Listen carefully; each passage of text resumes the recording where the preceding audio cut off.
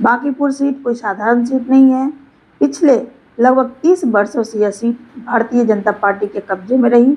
यहाँ से भाजपा के वरिष्ठ नेता नितिन नवीन लगातार विधायक चुने जाते रहे हैं, लेकिन अब उनके सांसद बनने के बाद यह सीट खाली हुई है और इसी कारण उपचुनाव हो रहा है।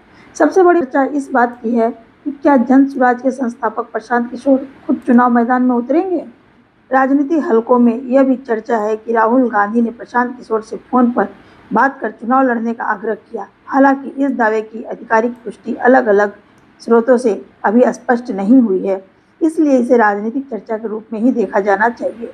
दिलचस्प बात यह है कि प्रशांत किशोर स्वयं स्वीकार कर चुके हैं कि पिछले विधानसभा चुनाव में खुद चुनाव न लड़ना उनकी गलती थी।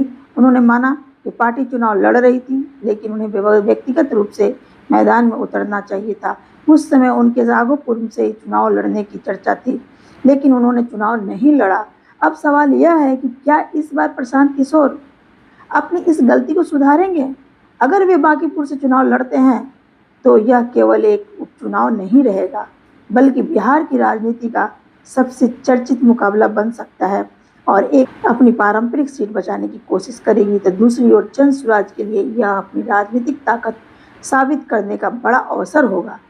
आने वाले दिनों में नामांकन और उम्मीदवारों की घोषणा के साथ तस्वीर और साफ होगी, लेकिन इतना तय है कि बांकीपुर उपचुनाव पर पूरे बिहार की नज़र टिकी रहेगी। आपकी क्या राय है? इस प्रशांत किशोर को बांकीपुर से क्या चुनाव लड़ना चाहिए? अपनी राय कमेंट में ज़रूर लिखिए। धन्यवाद। अगर पसंद आए तो चैनल को सब्सक्राइब कीजिए और शेयर कीजिए।